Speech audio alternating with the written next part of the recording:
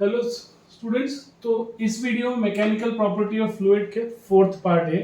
इस वीडियो में मैंने आपको इंटरमोलिकुलर फोर्स पढ़ाना है, उसकी टाइप्स पढ़ानी है, साथ ही साथ हम ये भी कवर करेंगे डेफिनेशन ऑफ सरफेस टेंशन, और उसी से सॉल्व एक न्यूमेरिकल हम सॉल्व करेंगे। ठीक है, तो अपने महाराष्ट्र बोर्ड के 12th mechanical property of fluid जो 7 नंबर का चैप्टर है, सेकेंड चैप्टर है, इसके वेटेज कितना बोर्ड के लिए 7 मार्क्स है। हमने 3 वीडियो ऑलरेडी देख चुके हैं, अब हम 4th वीडियो पे जा रहे हैं। तो इसमें हम पढ़ेंगे इंटरमोलिकुलर फोर्स क्या होता है। तो इंटरमोलिकुलर फोर्स बेसिकली पढ़ना जाए तो सबसे पहले हमको ये पता होना चाहिए कि मैटर से सब चीज आता है। तो मैटर क्या होता है? Matter is made up of molecules. Molecule से मिलकर क्या बनता है? मैटर बनता है, पदार्थ बनता है। ठीक है, any two molecules attract each other.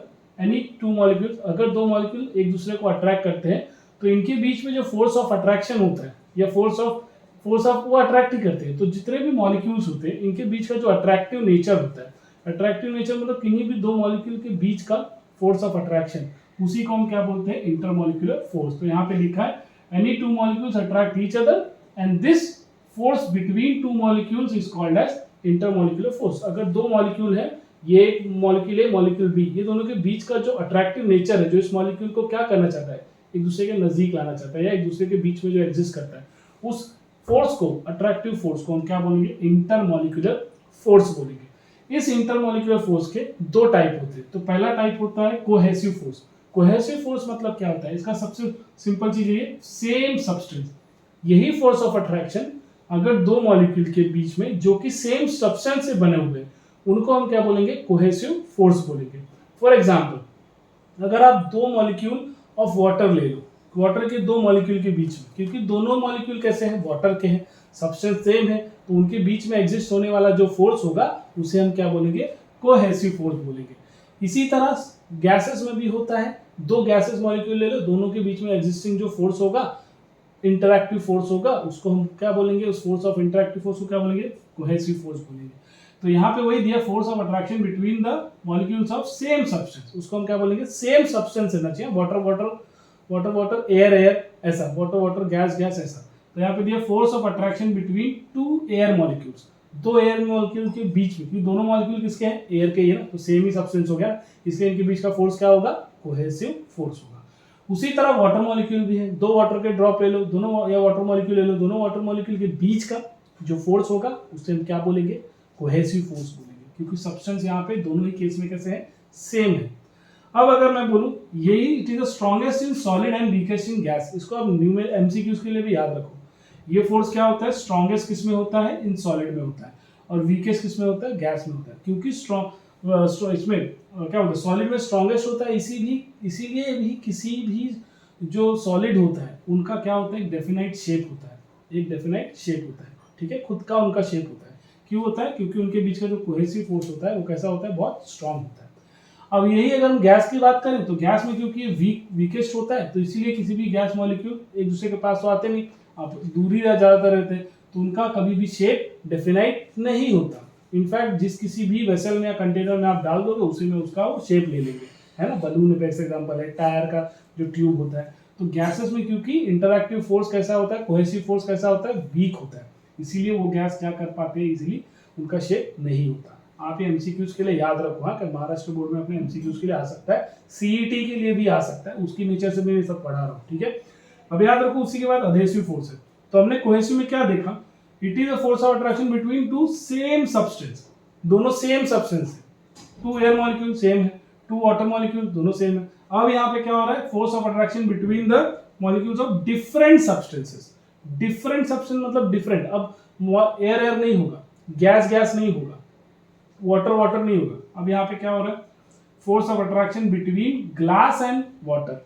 Glass अलग है, वाटर अलग है। ठीक है, तो ग्लास और वाटर के बीच में ये दोनों मॉलिक्यूल डिफरेंट सब्सटेंस है। एक सब्सटेंस किसका है? ग्लास का है, और एक मॉलिक्यूल किसका है? वाटर का है। तो यहाँ पे ग्लास और जो वाटर है दोनों कैसे हैं? डिफरेंट सब्सटेंस है। इनके बीच में एग्जिस्ट होने वाला जो फोर्स होगा उसे हम क्या बोलेंगे? अधेसिव फोर्स बोलेंगे। क्या बोलेंगे? अधेसिव फोर्स बोलेंगे। ठीक है, तो force of attraction between two different substances उसको हम बोलेंगे अधेसिव फोर्स, और force of attraction between same substances उसको हम क्या बोलेंगे? Cohesive force. ठीक है, ये दोनों ही किसके टाइप थे? इंटरमॉलिक्यूलर फोर्स के। इंटरमॉलिक्यूलर क्या होता है?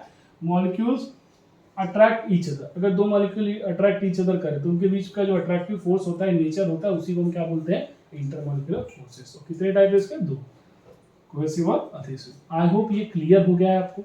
अब इसी के बाद अगले डेफिनेशन में चलते हैं, सरफेस टेंशन।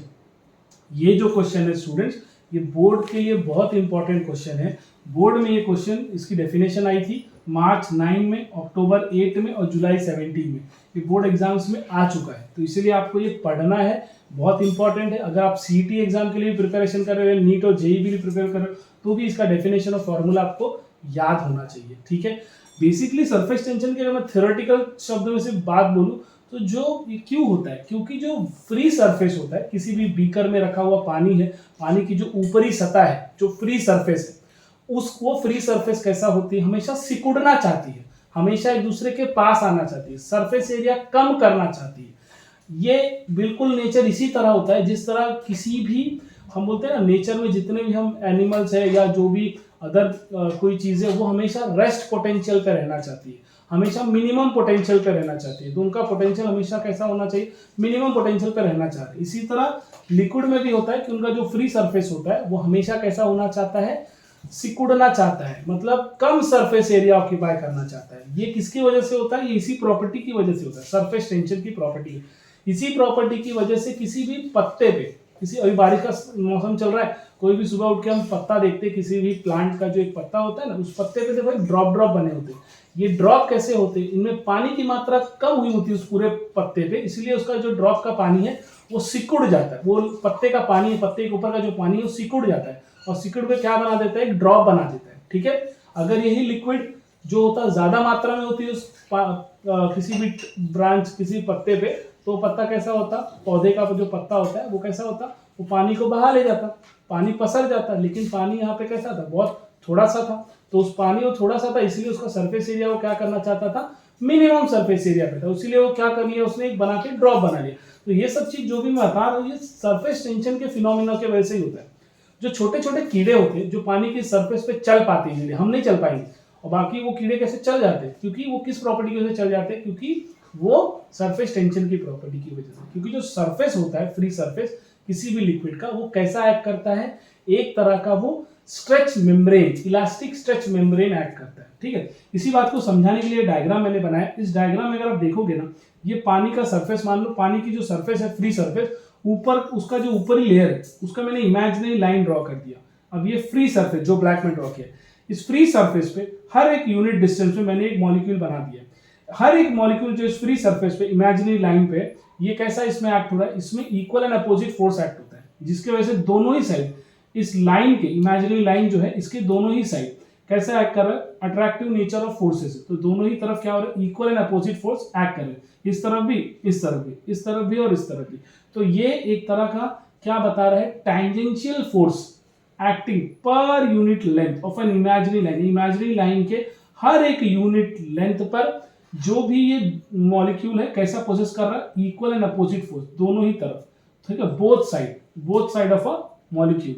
तो इस फिनोमिना को हम क्या बोलते हैं, सरफेस टेंशन। डेफिनेशन कैसे आप डिफाइन करोगे एग्जाम में लिखने के लिए, surface tension is defined as, इसको कौन से सिंबल से देते हैं, capital T, defined as tangential force acting per unit length, हर एक यूनिट लेंथ पे टैंजेंशियल फोर्स जो टैंजेंट पे एक्ट कर रहा है, इस इमेजिनरी लाइन पे जो टैंजेंट बना है दोनों ही साइड, उसे क्या बोलेंगे, acting per unit length on both side of a imaginary line.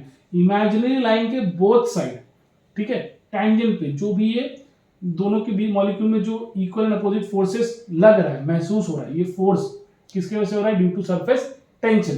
तो यहाँ पे हम डिफाइन कैसे करेंगे, tangential force acting on imaginary line, both side on imaginary line, पर यूनिट लेंथ, मतलब यूनिट लेंथ पे ये चीज इक्वल एंड अपोजिट दोनों ही साइड, इमेजिनरी लाइन के दोनों ही साइड एक्ट कर रहे हैं। तो इस फोर्स को हम लोग, इसको क्या बोलेंगे, फिनोमेना को surface tension, that is tangential force acting per unit length. अब आप याद रखो, एफ को हम लोग क्या बोलेंगे, फोर्स, ठीक है, इंटरएक्टिव फोर्स, और एल आपका मतलब कैसा फोर्स है, अट्रैक्टिव नेचर का, और एल क्या होगा, लेंथ होगा, पर यूनिट लेंथ। अब इसी चीज को आप ध्यान दो कि अगर मैं एग्जाम में भी क्वेश्चन आपको आएगा, क्रूड ऑयल या कोई ड्रॉप जो, या bubble, soap bubble, crude oil, ये सब कैसे बनाते हैं, ये 2 लेयर बनाते हैं, हमेशा 2 लेयर में रहता है, ठीक है। क्योंकि जो आप ड्रॉप और जो बबल बोलूंगा, बबल में कैसा होता है, बबल में कैसा सरफेस बनता है, लेयर कैसे बनता है, ये बबल है। बबल के अंदर क्या होता है, कुछ कोई गैस नहीं होता, एक खाली क्या होता है, बबल के अंदर वाटर नहीं होता, बबल के जो अंदर है वो कैसा एयर भरा होता है। तो एयर और ये जो बबल के सरफेस है, फ्री सरफेस, वो कैसा एक्ट है, वो क्या है, एक तरह का वाटर है, तो वो लिक्विड है ना, लिक्विड और एयर का एक लेयर हो गया। फिर बबल के बाहर ये जो सरफेस पे क्या है, लिक्विड है, उसके बाहर भी क्या होता है, एरिया। तो ऐसे कितने लेयर बन जाते हैं यहाँ पे, किसी भी बबल में हमेशा 2 लेयर होता है ना, क्योंकि बबल के अंदर क्या होता है, एयर ही होता है, और सरफेस कैसा होता है उसका, लिक्विड का होता है। तो अंदर का और लिक्विड का टच करके एक सरफेस हो गया, और इसी एक लेयर हो गया, और इसी सरफेस के और बाहर भी क्या है, एरिया, बाहर भी कैसा है, एयर है ना। तो यहाँ पे किसी भी बबल के केस में कितने लेयर हो गए, 2 लेयर हो गए। तो अब जब सोप बबल का क्वेश्चन आएगा एग्जाम में, या क्रूड ऑयल का आएगा, वहां पे क्या लिखोगे आप, F/2L। सरफेस टेंशन की परिभाषा क्या हो जाएगी, force acting per unit length था, लेकिन लेंथ में आगे क्या लगाओगे, 2।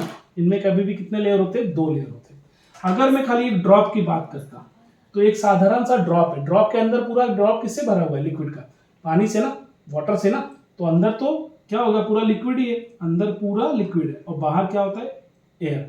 तो यहाँ पे कितने लेयर बना, एक ही लेयर बना। किसमें की बात कर रहा हूं मैं, ड्रॉप की बात कर रहा हूं। अगर मैं बबल की बात करता, सोप बबल की, तो अंदर क्या होता है, एयर, बाहर का सरफेस कैसा है उसका, लिक्विड है, एयर लिक्विड हो गया, और एक लेयर ये हो गया, और एक लेयर कौन सा होता है, बाहर का जो सरफेस पे क्या है, लिक्विड है, और बाहर उसकी क्या होता है, एयर। तो इससे 2 बन जाते हैं। तो याद रखो, किसी भी ड्रॉप के केस में हम हमेशा F/L यही फॉर्मूला एग्जिस्ट होगा। लेकिन कोई बबल है या कोई क्रूड ऑयल है, उसके लिए हम क्या करेंगे, F/2L।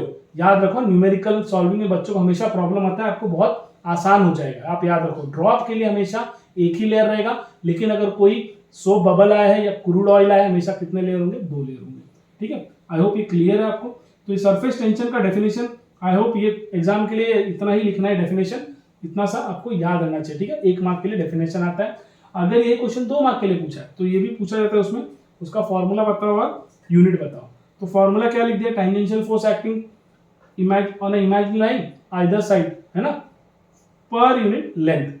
डेफिनेशन क्या, उसका फॉर्मूला क्या, ये क्या डेफिनेशन, क्या फॉर्मूला क्या हो गया, F/L। फोर्स का यूनिट क्या होता है, न्यूटन मैंने लिखा। लेंथ का यूनिट क्या होता है, मीटर, तो इसका यूनिट क्या हो गया, सरफेस टेंशन का, न्यूटन पर मीटर। ये भी बोर्ड एग्जाम में पूछा जाता है, याद रखो। वैसे डायमेंशन अगर आपको निकालना होता, तो हमको पता है फोर्स का डायमेंशन क्या होता है, किलोग्राम मीटर पर सेकंड स्क्वायर ना, L1 M1 T-2 हो जाता है। उसी को डिवाइड अगर T से आप किससे कर दो, L से कर दो, L कैंसिल हो गया। मैं बता देता हूँ, फोर्स का होता है L1 M1 T-2 होता है, किसका, फोर्स का, पर यूनिट लेंथ का। लेंथ का डायमेंशन क्या होता है, L1। तो ये 1 और ये 1 कैंसिल हो जाएगा, बचेगा क्या, M1 T-2। तो क्या बचा, M1 T-2। इसीलिए सरफेस टेंशन का डायमेंशन क्या हो गया, L0 M1 T-2। याद रखो, बोर्ड एग्जाम में आता है, सीईटी एग्जाम में भी पूछा जा चुका है, नीट और जेई के लिए भी ये रहता है, इंपॉर्टेंट है। तो इसलिए क्वेश्चन बहुत अच्छे से करना है स्टूडेंट। समझ में आ गया, आई होप इतना क्लियर है आपको। सरफेस टेंशन की डेफिनेशन, उसका फॉर्मूला, और उसका यूनिट, और उसका डायमेंशन। अगर याद रखो, कोई बबल का केस आता या कोई क्रूड ऑयल का था, फॉर्मूला क्या बन जाएगा, F/2L, क्योंकि उसमें 2 लेयर।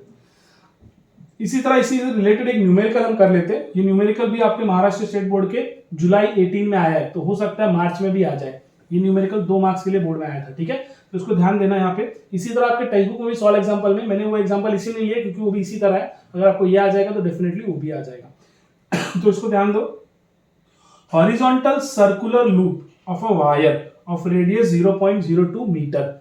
एक लूप लिया, एक वायर लिया, उसको लूप के फॉर्म में लिया, मतलब एक सर्कल बनाया हुआ है, उस सर्कल का रेडियस कितना है, 0.02 मीटर।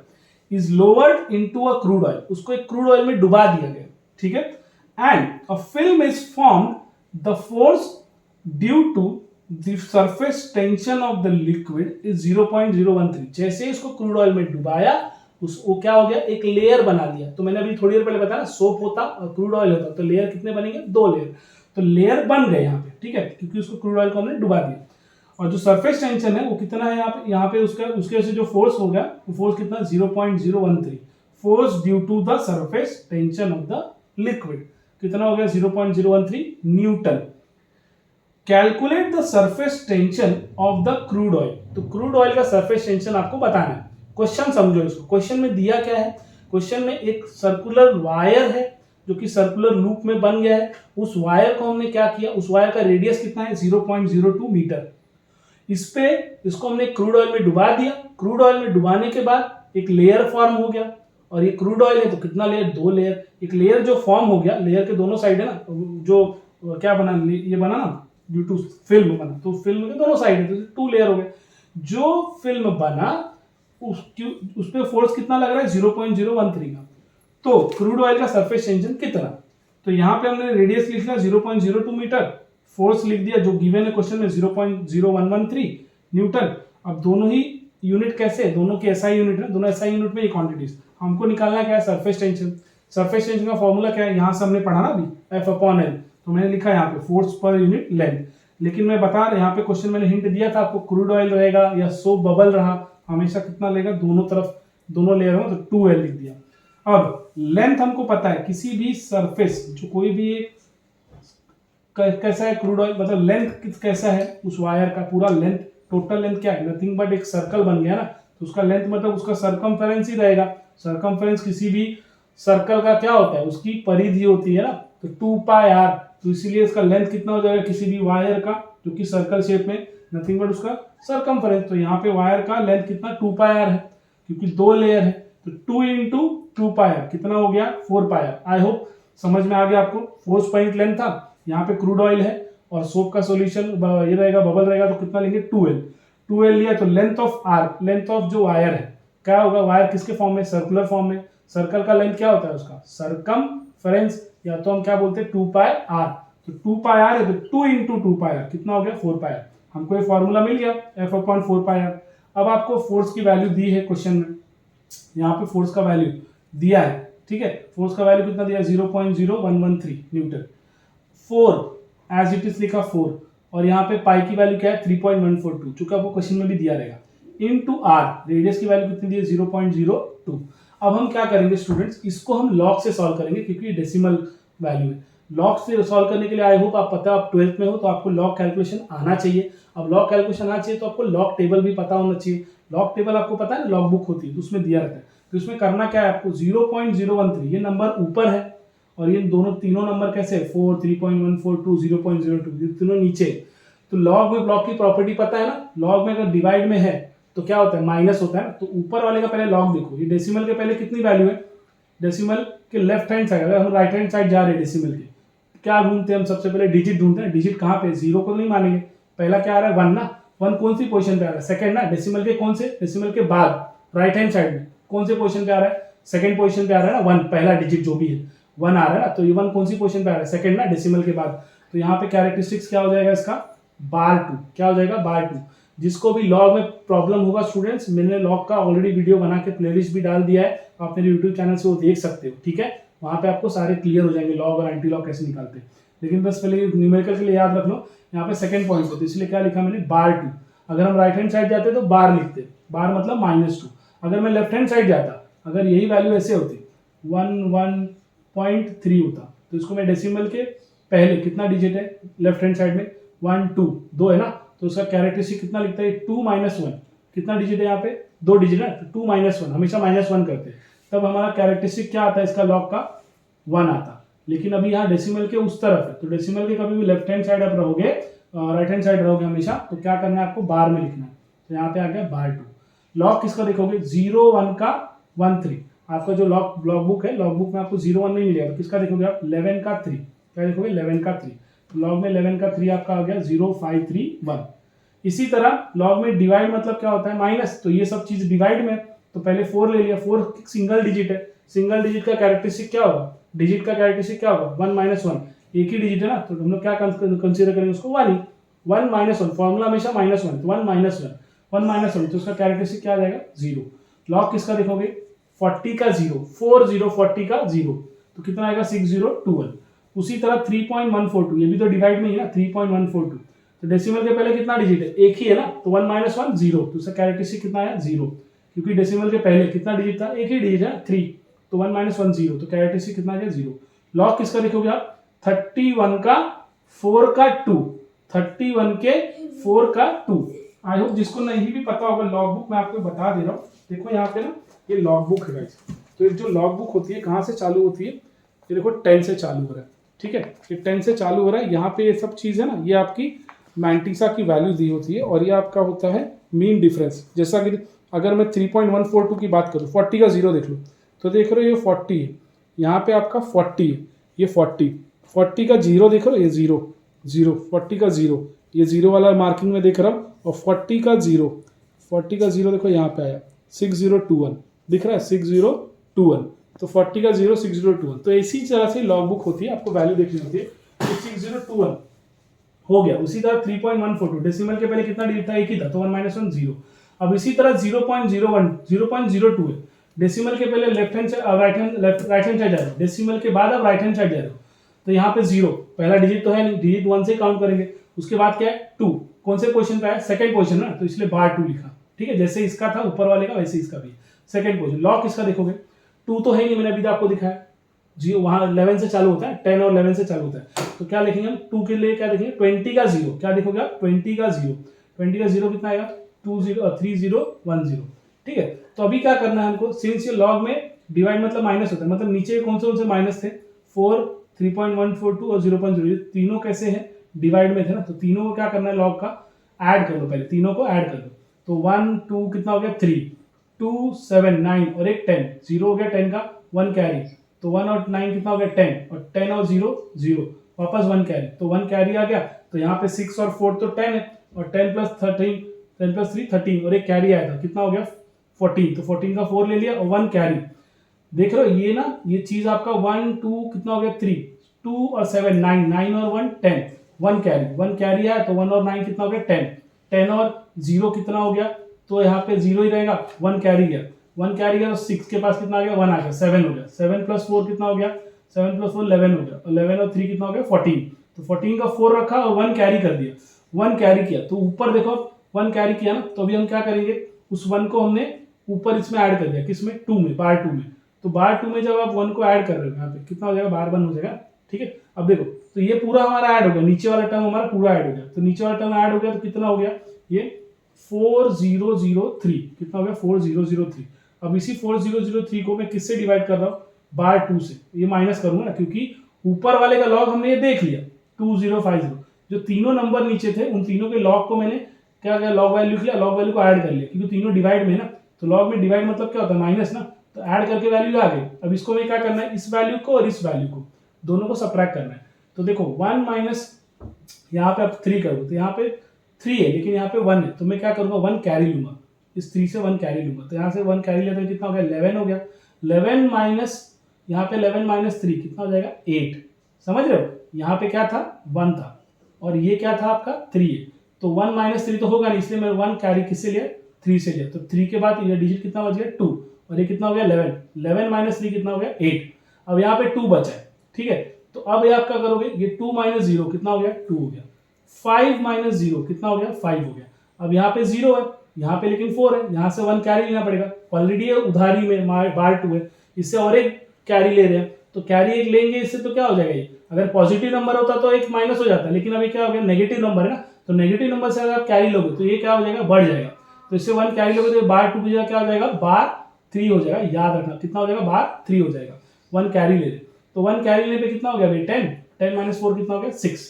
अब वैसे मैंने यहाँ से 1 कैरी लिया तो कितना हो गया बार 3 हो गया, बार 3 मतलब नेगेटिव होता है, ठीक है, और माइनस किससे करना है हमको, माइनस भी करना है, किसको माइनस करना है बार 1 को, बार 1 मतलब क्या, ये भी माइनस में, ये माइनस और माइनस क्या हो जाएगा प्लस हो जाएगा ना, तो ये बार 3 मतलब -3 + 1, -3 + 1 क्या हो जाएगा -2 हो जाएगा, इसलिए यहाँ मैंने क्या लिखा बार 2। अगर ये बार 2 आ गया तो उसका आपको एंटी लॉग किसको देखोगे, हमेशा एंटी लॉग देखना है, एंटी लॉग किसका देखोगे, लॉग पूरा हो गया ना, तीनों नंबर थे डिवाइड, तीनों डिवाइड में, तीनों को मैंने ऐड करके ये लिख लिया, अब क्योंकि इसके साथ डिवाइड में थे इसलिए इसके लॉग से ऊपर वाले के लॉग से और ये जो ऐड करके आया दोनों के लॉग को क्या किया माइनस किया, लॉग में डिवाइड मतलब क्या होता है माइनस, तो कितनी वैल्यू हो गई बार 2 652। अब एंटी लॉग किसका देखोगे, हमेशा एंटी लॉग किसका देखते हैं डेसिमल के बाद वाले नंबर का देखते हैं, किसका देखते हैं डेसिमल के बाद वाले, तो यहाँ पे क्या है 6528, तो 65 का 28 वही देखोगे 65 का 28, एंटी लॉग में 6528 देखो क्या आएगा मालूम आपको 4495, क्या होगा 4495, जो कि यहाँ लिखा है 4495। अब 4495 था तो मैंने पहले डेसिमल के बाद पहले डिजिट के बाद क्या लगा दो, हमेशा डेसिमल लगा दो। ये ट्रिक है, मेरी वाली ट्रिक है। इनटू हमेशा 10 लिखो, पहले डेसिमल के बाद ये 4 नंबर आए, चारों के पहले डिजिट के बाद डेसिमल लगा दो, इनटू 10 कर दो। अब 10 के पावर में क्या लिखो, जो नंबर डेसिमल के पहले यहाँ पे रहेगा। एंटीलॉग में यहाँ पे कितना था, /2 था ना, उस /2 को यहाँ लिख दिया। तो 4.495 इंटू 10 का पावर -2। इसी को आप ऐसे भी लिख सकते हो ना, 0.04495। समझ में आया? उसकी यूनिट क्या है, न्यूटन पर मीटर। तो बोर्ड एग्जाम में जब ये फॉर्मूला लिखोगे आपको हाफ मार्क मिलेगा, वैल्यू सब्स्टिट्यूट कर दोगे हाफ मार्क मिलेगा। लास्ट का 1 मार्क आपको इस वैल्यू के लिए हाफ मार्क है और इस यूनिट के लिए हाफ मार्क है। इस हिसाब से 2 मार्क्स आते हैं, याद रखो बोर्ड में। इस फॉर्मूले के लिए हाफ मार्क, वैल्यू सब्स्टिट्यूट कर दिया हाफ मार्क, उसका आंसर निकाला करेक्ट विद प्रॉपर यूनिट, तो आपको मिलेगा और हाफ मार्क। तो हाफ हाफ हो गया कितना, ये पूरा 2 मार्क्स के लिए। तो ये नहीं दिखाओगे तो भी चलेगा, डायरेक्ट ये लिखा तो भी आपको चलेगा। ठीक है, तो न्यूमेरिकल आई होप आपको समझ में आ गया। सरफेस टेंशन बोर्ड एग्जाम में आ चुका है डेफिनेशन, ये भी आपको समझ में आ गया होगा। ठीक है, समझ में, और ये आपका न्यूमेरिकल हो गया। तो आई होप क्लियर है। Thank you.